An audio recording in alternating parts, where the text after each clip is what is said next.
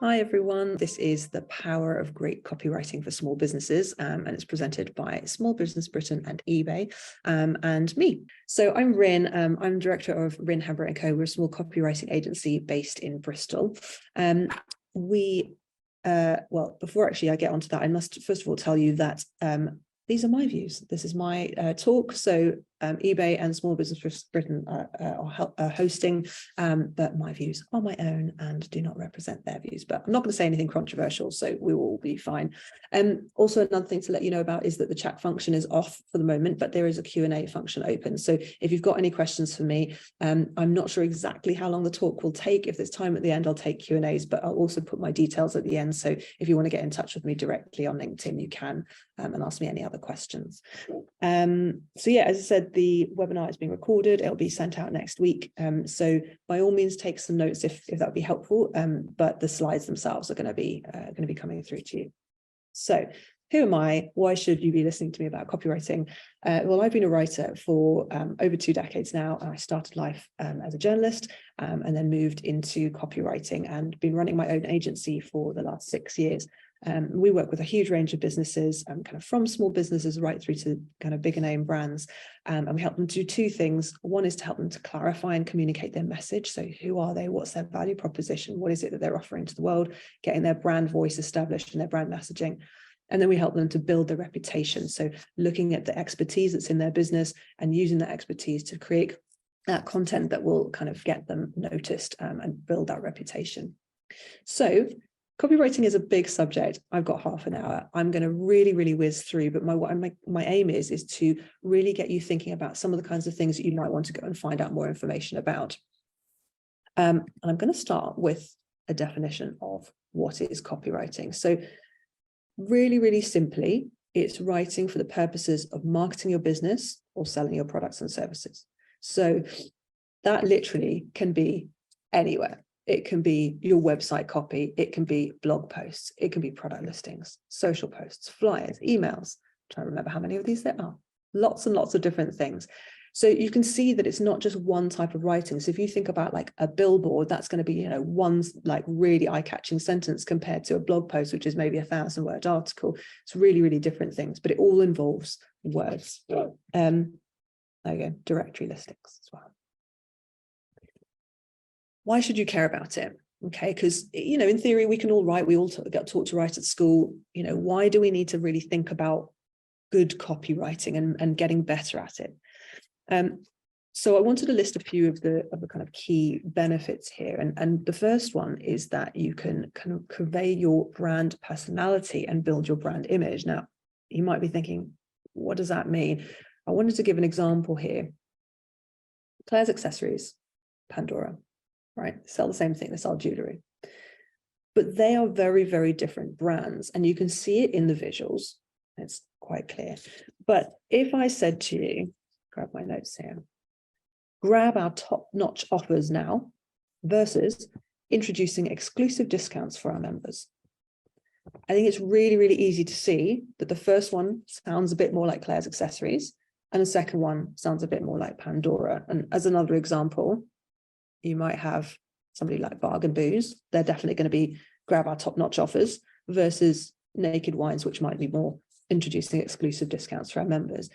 It's just about showcasing who your brand is as a personality. So I know your brand isn't a human being, but you kind of need to think of your brand as a human. If you imagine, if I chose a celebrity spokesperson for my business, who would it be? Would it be, Del Boy, probably Bargain Booze, or would it be, I don't know, Kardashian? I'm really not into celebrities. But think of it like that, and that will really help you think about how the writing can reflect the personality of your brand. So another thing that good copywriting can do, and this is on the very other end of the spectrum, is much more practical, is actually improve the customer experience. Now, I was looking at eBay listings for all you eBay people out there, and I came across these guys. So they said this is a listing for some Air Jordans. I'm not personally going to buy Air Jordans, but if I was, I would really appreciate this page. And it's really kind of hard to see on the small screen. Hopefully when you get the screens, you'll be able to zoom in. What I really loved about this is the fact that you can see it's got, So it's got the name of the product, it's got condition, and then it describes it, notes, and then it describes it, photos, about us. It's really setting it out in such a way that I find it really, really easy to find the bits of copy that I need. And it's really clear and really easy. It just makes the whole experience really good. And it draws in your attention to the things that you need, and also to the things that seller wants them to know. So, they're talking about, please look at the pictures before you buy secondhand, and all those sorts of things. And it explains the difference between, if they're selling new, they might use stock photos. If they're selling secondhand, then they're going to be using photos that are of the actual product you'll get. And those things are really important, and they're important for you because they can stop you getting complaints later, like, oh, I didn't know that the picture wasn't the real one, those sorts of things. So good copywriting can really improve the customer experience. And I know that I'd be much, much more likely to buy these shoes than I would be to buy a pair of shoes where the description was a bit confusing and I wasn't really sure what I was going to be getting. And I just felt a bit uncertain about it, because especially I think when you're selling secondhand, you want that little bit more certainty. So moving on. Good copywriting, a benefit of good copywriting is selling benefits. So I've always loved this example. It's quite an old one now, but I always use it because this is M&S selling dresses. So it could be, buy dresses. We have nice dresses. They're great dresses. Good quality. Okay, that's fine. But actually what they're saying here is dress to impress. Find your dream date night look with our latest dress collection. What they're selling is the idea of being in a great dress for a date and impressing somebody with it. So rather than now me thinking about the quality of the fabric or the cut of the dress or any of those things, I'm actually thinking about like being on that date, impressing the person I want to impress, having that date night look and feeling really good about myself. So I'm selling, or they're selling, the end benefits rather than what it is that they're actually selling, which is dresses. So normally at the stage, let's say, has anyone got any questions? But I'll leave these to the end. One more benefit, and there's loads of them, but again, time, is that it can actually make you money. And this is really, really smart. So have a look at this. Bowl crisps. Now, if I'm going to sell you some salt and vinegar crisps, I might charge you £1. If I want to make a bit more money, I might call them sea salt and malt vinegar. Sounds a bit posher, doesn't it? I might charge you a little bit more money.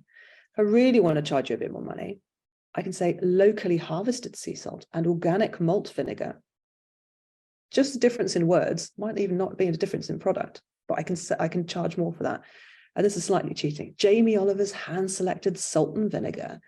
Now, obviously, you can't just chuck Jamie Oliver's name on your products, but actually thinking about how you describe your product and which aspects you highlight. So hand-selected. Now, I mean, that's kind of cheating in a way, because he's not really going and checking, but if he's involved in that brand, then his name is important to it. So you want to be highlighting that. If the sea salt is locally harvested, you want to be highlighting that. Think about what you put in your product descriptions and how you can speak about them, and you can make more money by doing that.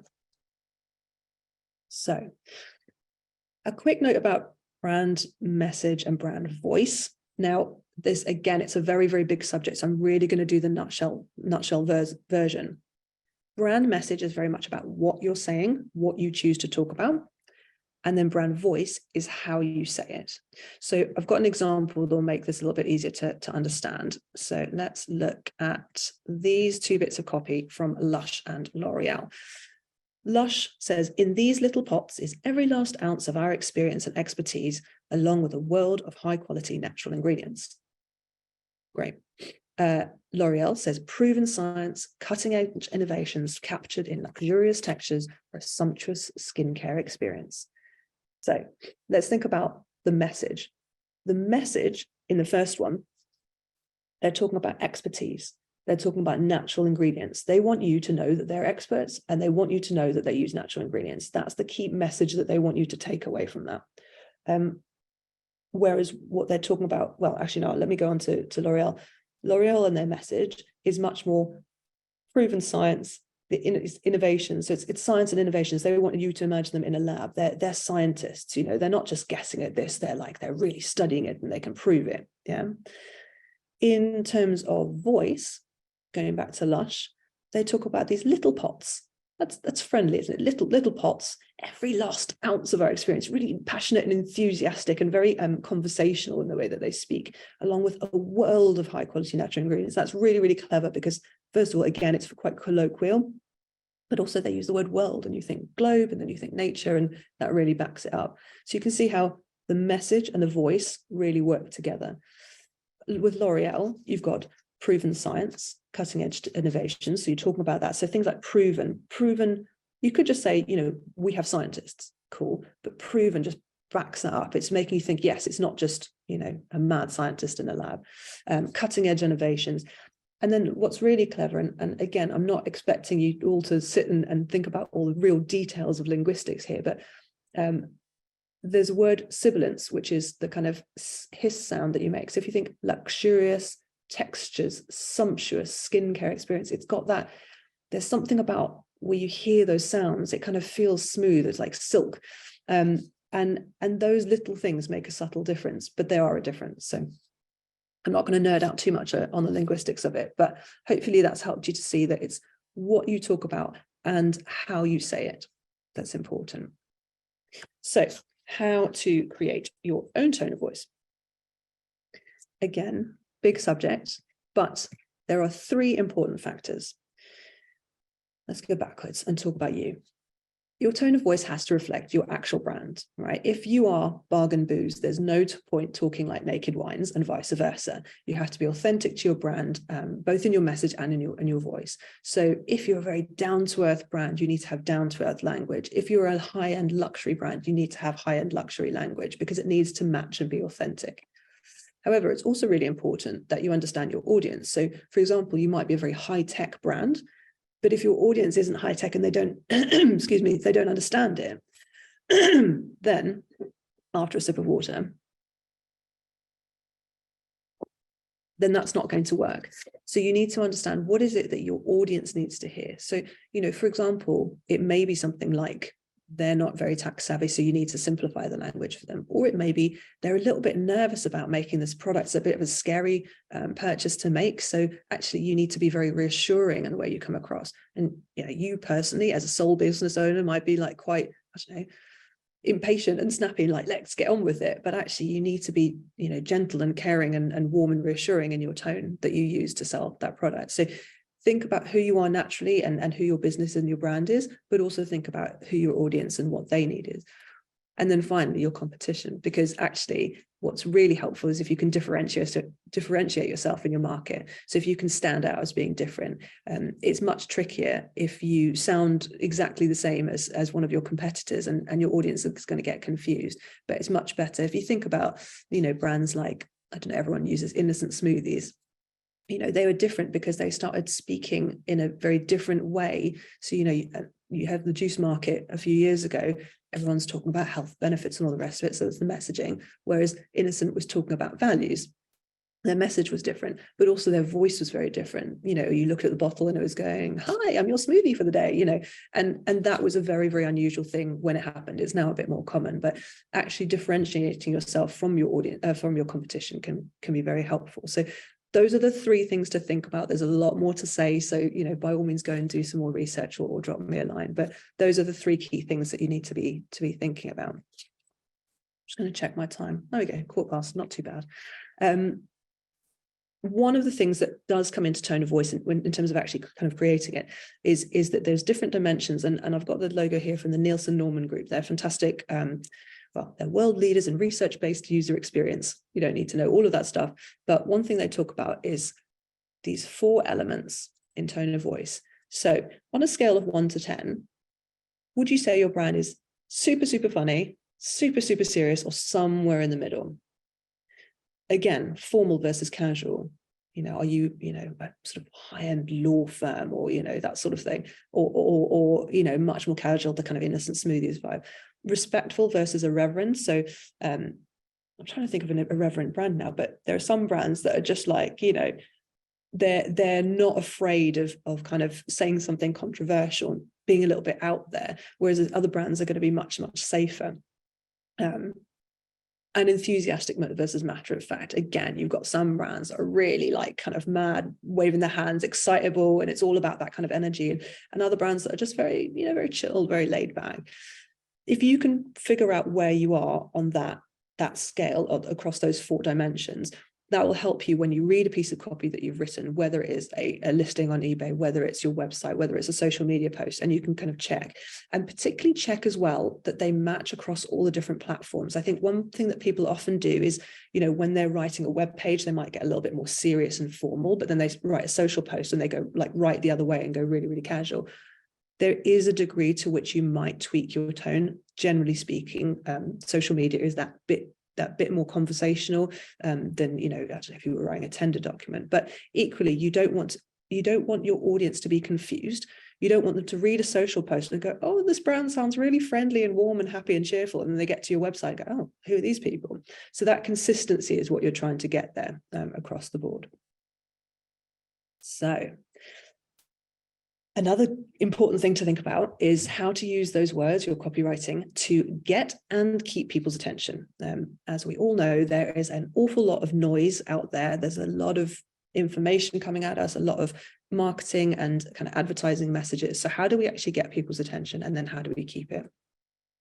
First, we need to actually know what people are looking for, because if you're looking for something, you're much more likely to spot it. That might be in terms of something like SEO. So if you're thinking about SEO, think, what is it that actually people are typing in, and that might not exactly be what you think they are. So their terms and your terms might be different. I was talking to somebody the other day about how they sell UPVC plastic window frames. Excuse me one moment.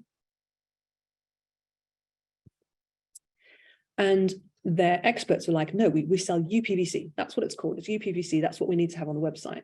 And the SEO team came in and said, that's all very well, but actually what we found is most people are looking for plastic windows. So we need to have something in there that says plastic windows, because that's what people are searching for. So having that kind of thinking around SEO is important. And also thinking about what they want. So recently we were buying an awning for our van. I wanted a drive-away awning specifically, and I wanted one that fitted my Citroen Relay. So if you have a drive-away awning, if that's what you're selling on eBay or wherever else, and it fits a Citroen Relay, put that in the description, because then I'll feel more confident. So if I see one that just says camper van awning and one that says camper van awning, drive-away, fits Citroen Relay, Boxster, whatever it is, Boxer rather, then that's what I'm going to look at. So think about what people are looking for. Think about a hook. So, it could be something as simple as, new stock, or, soon to be discontinued, or something like that. Or this one, which is an example from a local business to me, why your furniture is toxic, probably, and what you can do about it. That was a post on social media, and it was a really great post, because it's like, oh, what? Is my furniture toxic? Oh, I better read this.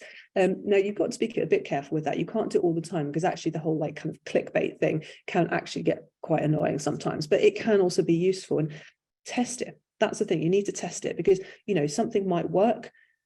It might not work. It might work for a while and then stop working, or it might not work for a little while and then it starts working. So you've really got to test these sorts of things and really kind of, think like a scientist, think what experiments you can do with your work. Again, going back to the Air Jordan example, make it simple and accessible. Sometimes we want to overcomplicate. We think, oh, I'm doing marketing writing, so I must make it all flowery and kind of exciting. But actually, sometimes it's just as simple as guiding somebody to the right piece of information. And that's the thing that's really going to help you sell what you need to sell. Another quick note, probably not quick, about the customer journey. Now, I don't know how much you know about this. There's an awful lot of stuff out there, and there's lots of different ways to look at the customer journey. But you have to think about them as being unaware, problem aware, solution aware, and then ready to buy. So problem aware is, for example, my curls aren't working the way I want to. So I'm going to start searching how to get better curls.